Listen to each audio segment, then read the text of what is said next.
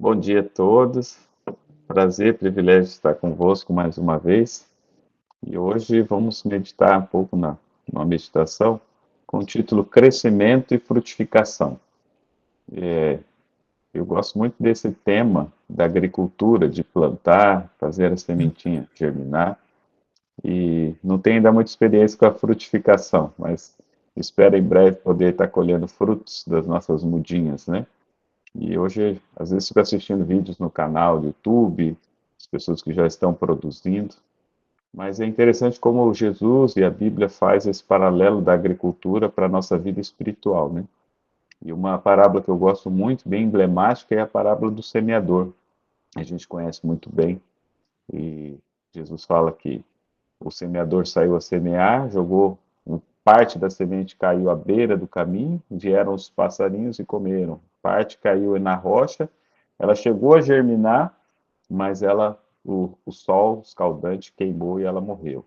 Outra parte caiu entre os espinhos, ela chegou a germinar, ela cresceu, mas os espinhos a sufocaram e ela não produziu frutos. E a quarta semente caiu no bom terreno e ela produziu, né, a 100 por um, deu muitos frutos.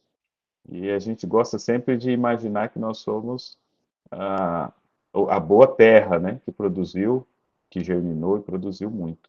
E o título de hoje fala exatamente sobre isso, crescimento e frutificação. Será que realmente nós temos sido a boa terra, temos frutificado? E eu tenho me perguntado na minha vida, será que eu tenho frutificado?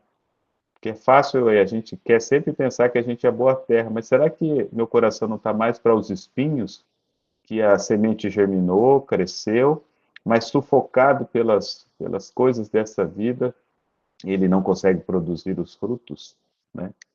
Então, que a gente possa refletir se realmente temos sido um bom solo, temos frutificado, né? E vamos tentar entender um pouco o que são esses frutos, né? Então, o texto de Efésios 4,15 diz assim, ó, mas, seguindo a verdade em amor, cresçamos em tudo naquele que é a cabeça em Cristo. E o verso de Filipenses 1,9 diz assim: que o vosso amor aumente mais e mais em pleno conhecimento e toda percepção, para provardes as coisas excelentes e serdes sinceros e inculpáveis para o dia de Cristo. Que o amor aumente, né? É o desejo do Senhor que os seus seguidores cresçam em graça. Crescer em graça. O que é crescer em graça? E ela diz, ó, que o seu amor seja mais e mais abundante, que eles sejam cheios dos frutos de justiça. Ela diz assim: a graça de Cristo no coração promoverá sempre vida espiritual e será feito progresso espiritual. Se a gente não observa progresso espiritual, talvez a gente não esteja crescendo como deveria, né? Às vezes a plantinha, a gente não verifica, não vê o crescimento dela. Se ficar ali o dia inteiro olhando, você não vai perceber o crescimento, mas ela está crescendo. E aí quando você fica, às vezes, uma semana fora, igual eu passei os últimos 10 dias fora, quando eu volto, as plantinhas cresceram e você nota o crescimento, né? Ele é quase imperceptível, mas não pode estar parado, tem que estar crescendo. Ela diz assim: quando formos verdadeiramente de Cristo, o nosso coração estará cheio de mansidão, benignidade e bondade, porque Jesus nos perdoou os pecados. Vocês se lembram de Gálatas 5:22, quando o apóstolo fala dos frutos do Espírito? E o primeiro fruto é amor, alegria, paz, longanimidade, benignidade, né? Mansidão, domínio próprio, temperança. Contra essas coisas, né, não há lei. Então, a gente sabe os sintomas para medir o crescimento, né? A gente tem os indicadores, né? Será que tenho crescido em amor? Será que tenho crescido em paz, em mansidão?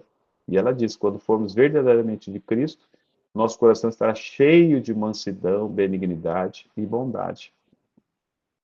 Onde há vida, haverá crescimento e produção de frutos. Mas a menos que cresçamos na graça, a nossa espiritualidade será raquítica, doentia, infrutífera. É unicamente crescendo, produzindo frutos, que podemos cumprir o desígnio de Deus quanto a nós. O desígnio de Deus está em João 15:8. Nisto é glorificado meu Pai, que deis muito fruto.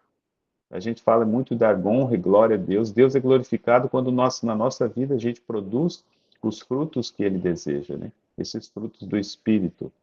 Para dar muito fruto, precisamos fazer o máximo dos nossos privilégios. Precisamos aproveitar toda a oportunidade a nós concedida para obter forças. E aí ela diz assim: um caráter puro, nobre, com todas as suas grandes possibilidades, foi providenciado para todo ser humano. É o objetivo de Deus que todos os seres humanos tenham esse caráter puro, nobre, santo, né? Mas ela diz: há muitos, porém, que não sentem um sincero desejo, um sincero anseio de tal caráter, não desejam esse caráter, não estão dispostos a se apartar do mal para que tenham o bem.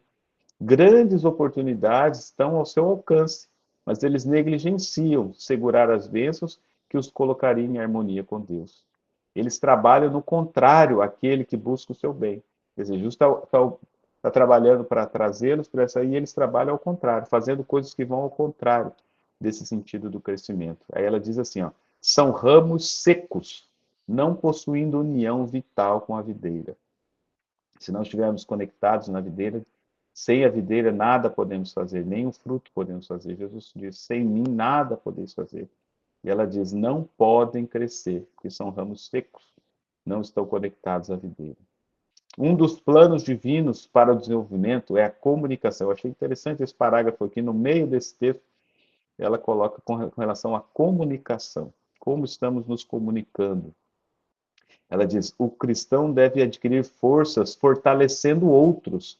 Olha, quando a gente fortalece o outro, quando a gente tem uma palavra amiga, uma palavra de bondade para outras pessoas, é que a gente se fortalece, a gente adquire forças fortalecendo outros. Ela diz: o que regar também será regado. Né? É dando que se recebe.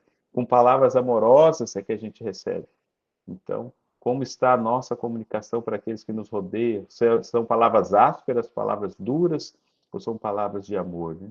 Isso não é somente uma promessa, olha só, é uma lei divina, uma lei pela qual Deus designa que as correntes de benevolência, como as águas do grande abismo, sejam postas em constante circulação, refluindo a sua fonte. A água ela vai e volta, o ciclo hidrológico, né? O sol aquece, as chuvas caem, alimentam os rios que alimentam o mar.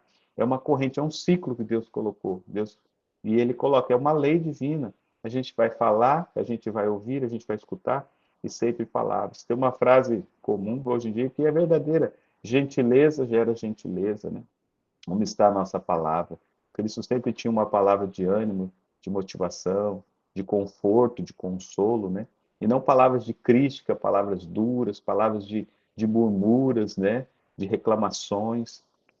E aí ela pergunta para finalizar: cristãos, né? Podemos nos colocar aqui essa pergunta direcionada a nós. Cristãos, é Cristo revelado em nós? Estamos nós fazendo tudo ao nosso alcance para obter um corpo que não se enfraqueça facilmente? Para obter um espírito que olhe para além do próprio eu, a causa e efeito de cada momento, que seja capaz de lutar com problemas difíceis de vencê-los? Uma vontade firme para resistir ao mal e defender o direito? Estamos nós crucificando o próprio eu? Estamos crescendo a completa estatura de homens e mulheres em Cristo? Que possamos refletir se temos realmente crescido, se temos realmente frutificado, e não parar nunca, prosseguir sempre para o alvo da soberana vocação. Que Deus nos ajude e nos abençoe a sermos cristãos verdadeiros, que possamos crescer e frutificar mais e mais em Cristo Jesus. Amém.